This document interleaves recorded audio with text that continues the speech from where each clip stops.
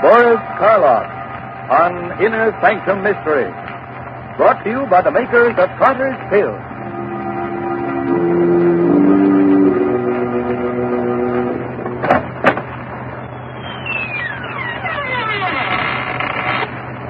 Good evening, friends.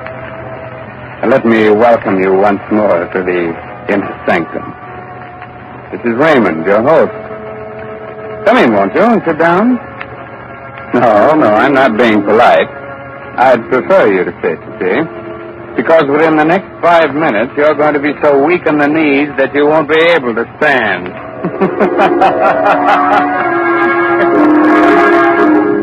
Inner Sanctum Mysteries again has the pleasure of bringing you the famous star of radio, screen, and stage, now featured in the current Broadway success, Arsenic and Old Lace, Boris Karloff. This evening, Mr. Karloff appears in Robert Newman's dramatization of Edgar Allan Poe's famous story, The Telltale Heart. Presented for your entertainment by the makers of Carter's Little Liver Pill, the best friend to your sunny disposition.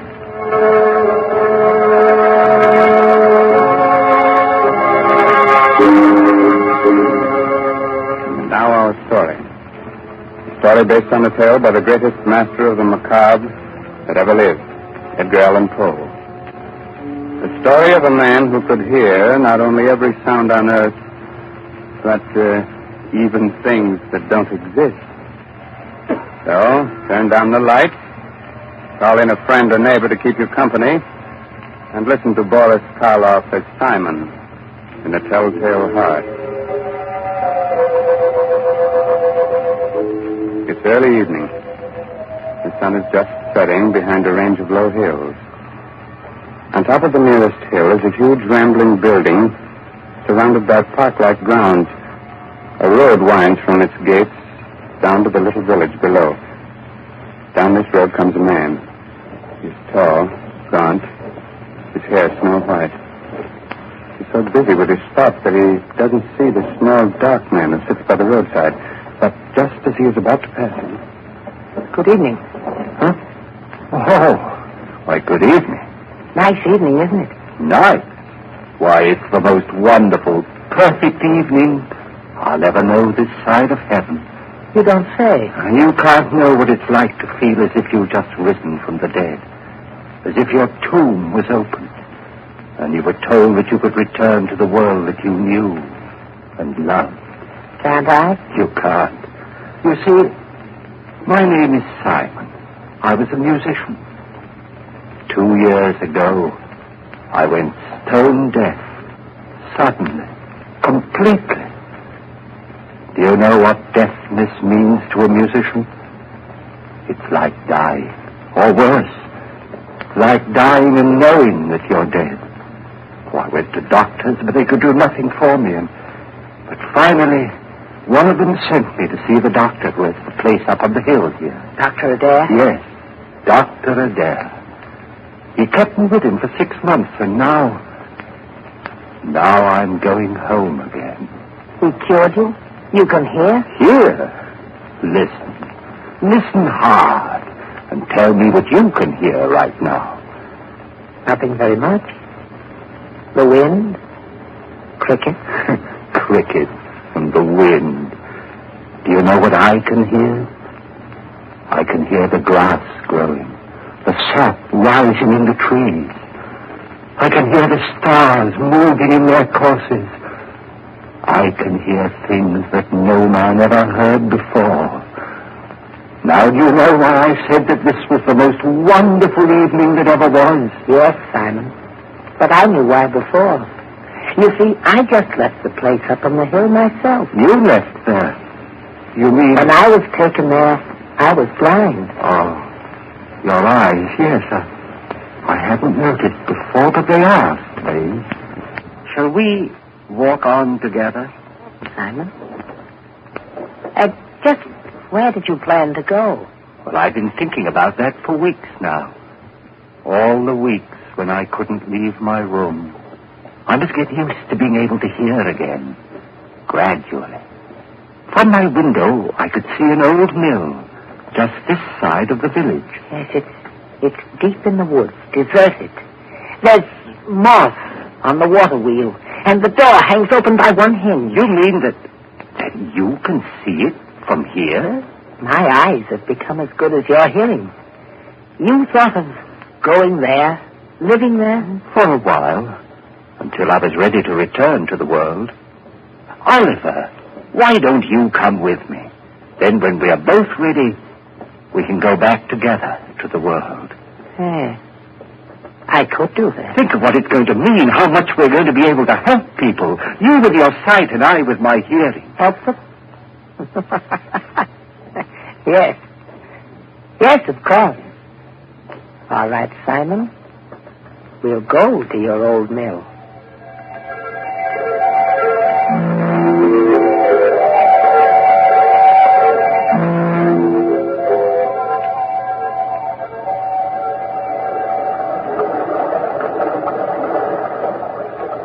This way, Oliver. Up this path.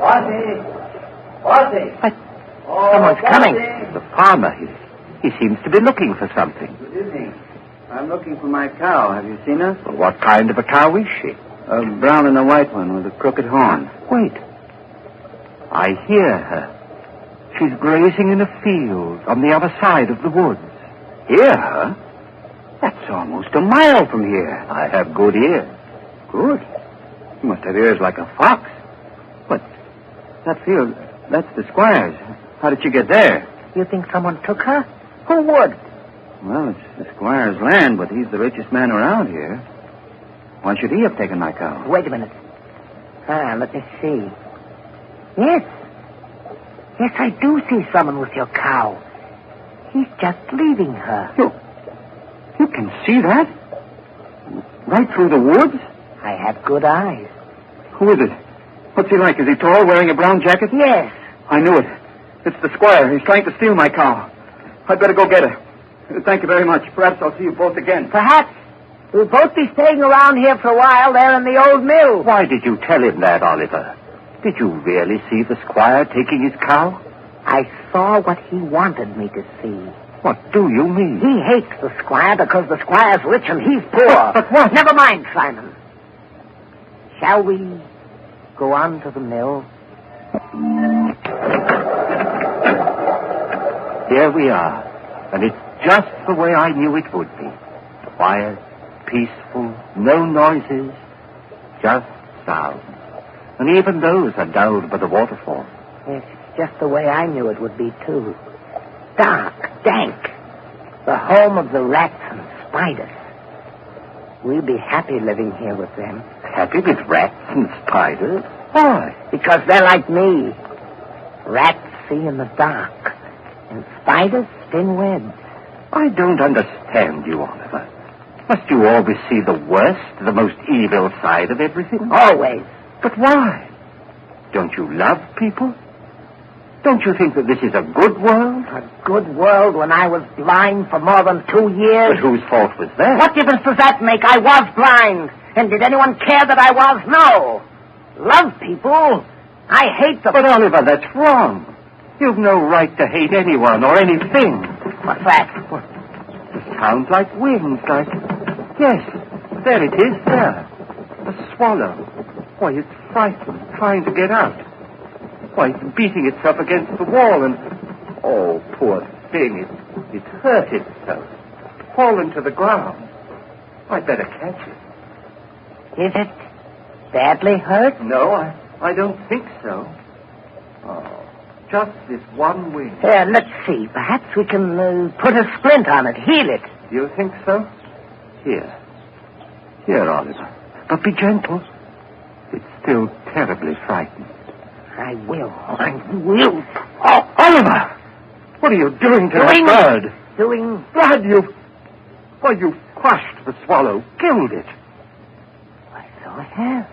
You killed it deliberately. You think so?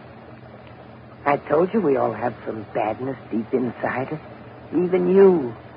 Here you are ready to believe the worst of me, that I'd wantonly crush a harmless little sparrow to death and... Simon. What is it? I don't know, but there's something in your face. something that wasn't there before. I don't know what you're talking about.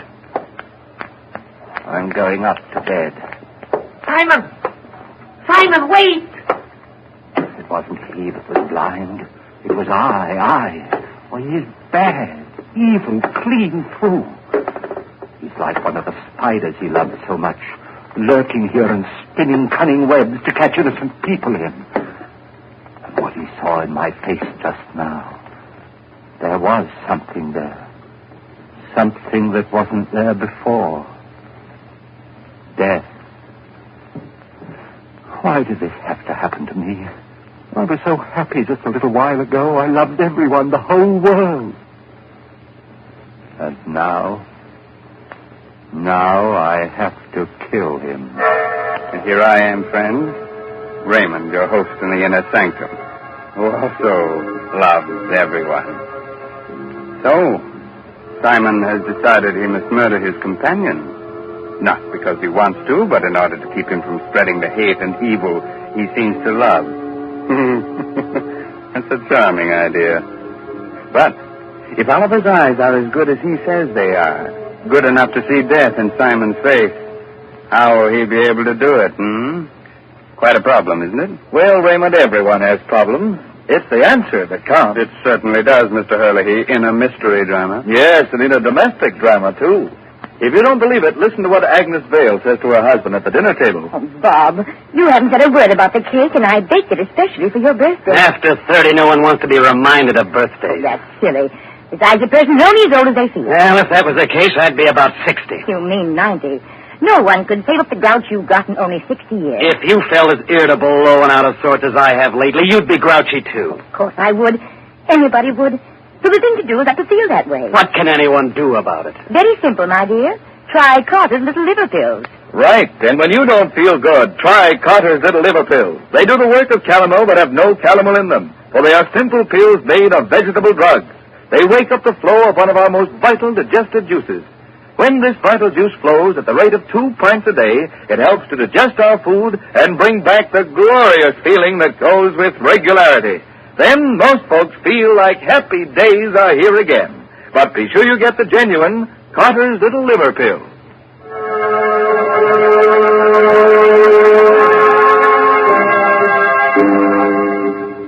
Well, friends, are you sorry I advised you to sit down before? No, I thought not.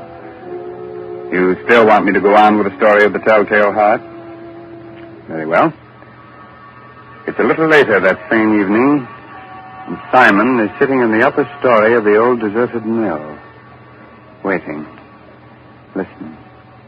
Sleep, Oliver, sleep. Aren't you ever going to sleep? Oh, I know you're lying down. I heard you getting undressed. I even heard the thread snap when you pulled that button off your shirt. But you're not asleep yet. I can tell by your breathing, the way your heart's beating. And that's what I must wait for. The time when you're really asleep. When you close those hawk eyes that can see even in the dark. That could read murder in my face when I didn't know it was there myself. Wait a minute. There. Now you're asleep. And now I must go. Easy with the door. Careful. And even more careful going down the stairs. Don't creak like that. Suppose he wakes. No, he can't. He won't wake up. He can't. And even if he does... here we are. The door to his room. How shall I do it? Those sacks he's using as a pillow. If I pull them out and held them over his face and smothered him, that's it, yes. Then I wouldn't have to touch him. I wouldn't... Who's there? Who's there? There is someone there. I can see you. It's Simon. Yes, it's Simon. What do you want? What are you doing here? I know you've come to kill me. Yes, Oliver. I've come to kill you. You can't do that. You can't. Yes, Oliver, I can. And I have to. Oh, please don't struggle like that. I'm stronger than you are. You can't get away from me. You can't. You can't.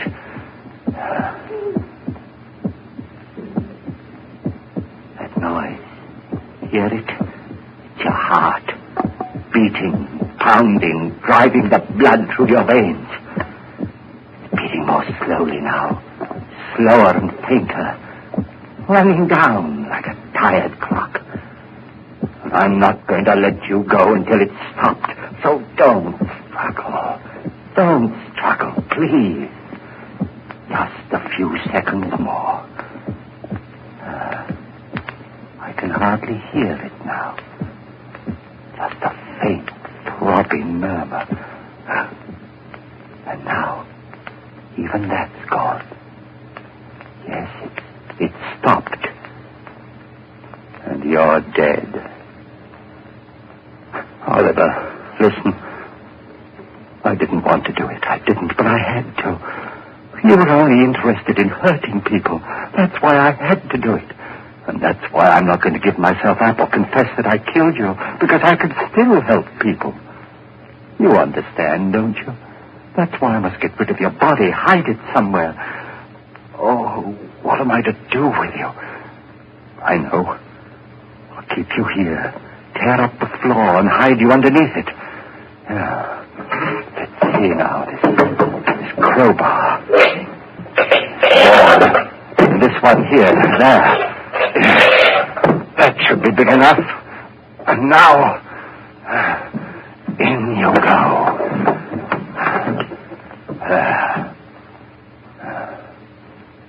Goodbye, Oliver. Goodbye. Just put these boards back. Nail them down again with the same rusty nails. And it's done. Now I'll spread this dust over the cracks. No one will be able to tell what I've done. No, not even with your eyes. If you could still use them. What's that? A light. A lantern outside. Someone at the door. Maybe Christie's come back again. Yes? Who is it? It's Trent, the constable. The constable? What do you want? Oh, nothing much. Thought I'd drop in. Say hello. Come in, constable. Come right in. Thanks. Weird time of night to be visiting, but I heard there were strangers living out here, and I thought I might... Well, of course, it's part of your job to investigate strangers, isn't it? In a way. Not that you're a stranger, exactly. What do you mean? Well, you've been around here for some time, haven't you? Up at Dr. Adair's place in the hill, I mean? Oh, yes, of course. I just left there this afternoon. Uh-huh. And your friend, where's he? Sleeping? Friend? Why, there's no one here with me. I'm all alone. What the doctor said. You mind if I look around? No, of course not. Not that I doubt your word or anything like that. Oh, no, don't apologize, Constable. Go right ahead. Well, Constable? There's certainly no sign of anyone else. Well, I told you so. Yes, you did. Now, I'll just sit down here for a minute. My pipe's going. No, not there. Don't sit there. Why not? Because, well, it was just that the floor looked a little rotten right there, and I was afraid that... Oh, I guess it's all right. Sure. Strong enough to hold me, anyway. Don't stop me if I catch you. Good heavens. What's that? What's what?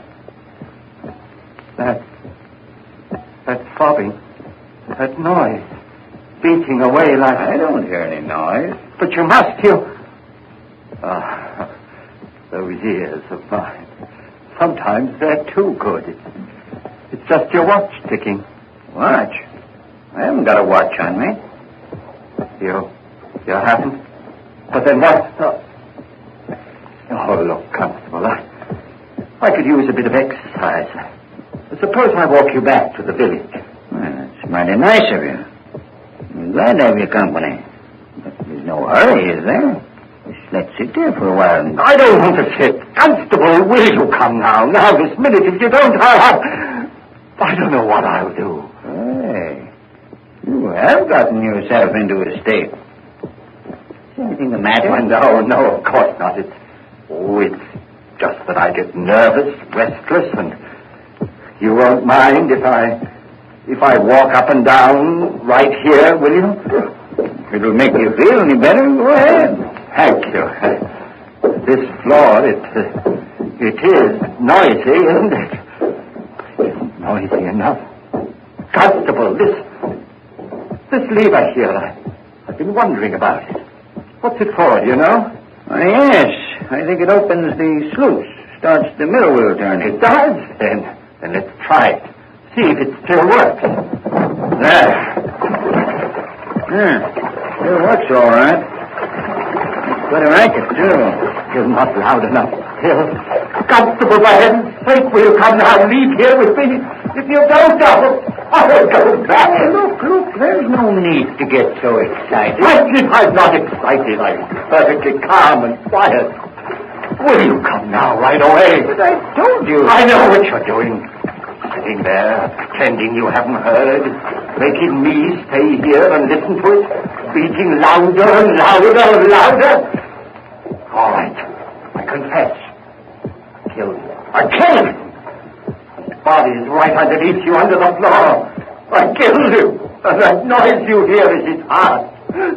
The beating of his telltale heart.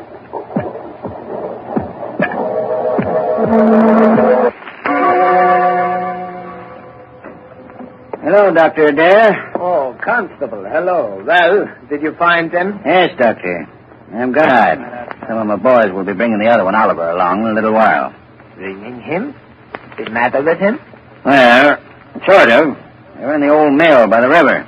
Simon had evidently tried to kill Oliver, but he hadn't done a good job of it. He nailed him up underneath the floor. And when we got him out, he was unconscious. He's still pretty weak. I see, yes. Bring Simon in, will you? Sure. All right, Simon. In here. Yes, Constable? Now, turn him around so that he's facing me. That's it. Well, hello, Simon. Hello, Doctor. Simon, why did you run away from here this afternoon? Run away? I didn't run away. I left. What need was there for me to stay when I was cured? Oh. And what you did, or rather tried to do to Oliver? That was wrong. I know it was wrong, but I had to do it. He was bad, Doctor, bad. He hated everyone, wanted to hurt them, and I couldn't let him. You know, it's strange, Constable. 2 men, both mental cases because of a sudden affliction. But while Oliver's blindness made him hate, Simon's deafness filled him with love for all mankind. Deafness? You mean he's deaf? But when you talk to him, he answers you. Yes, he reads lips. That's why I had you turn him around, so he was facing me. But he's stone deaf. He will never hear again. What's that you're saying? Deaf? But I'm not deaf. Why, there's no one can hear better than I. No one. I heard everything when I left here. Things no man has ever heard before. The song of the swan. The breathing of the fish. Why, I even heard the beating of Oliver's heart. After I'd killed him. Yes, Simon, of course. I'm not deaf, I tell you. I'm not. I'm not.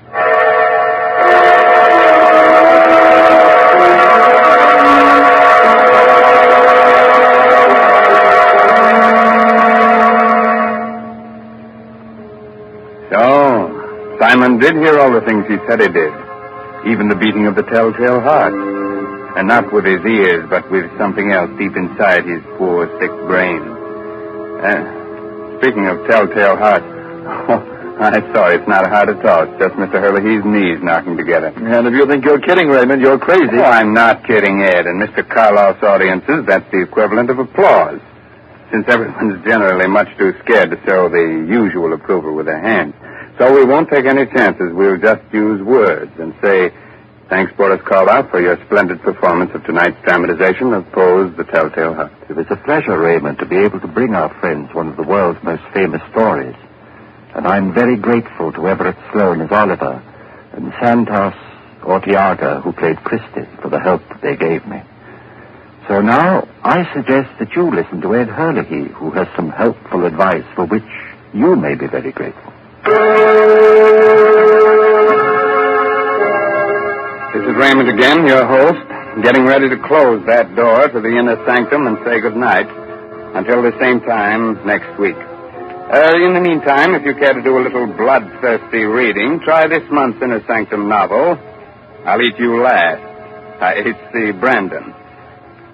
In case you've already read that, why not try some of the other stories by the author of tonight's mystery drama, Edgar Allan Poe? According to all critics, this writer has quite a future. Oh, good night. Pleasant dreams. Inner Sanctum Mysteries will be on the air again next Sunday night, same station, same time, with another chiller for thriller fans. So be with us then. This is Ed Hurley, speaking for the makers of Carter's Little Liver Pills and reminding you, when you don't feel good, try Carter's Little Liver Pills, the best friend to your sunny disposition. This is the Blue Network of the National Broadcasting Company.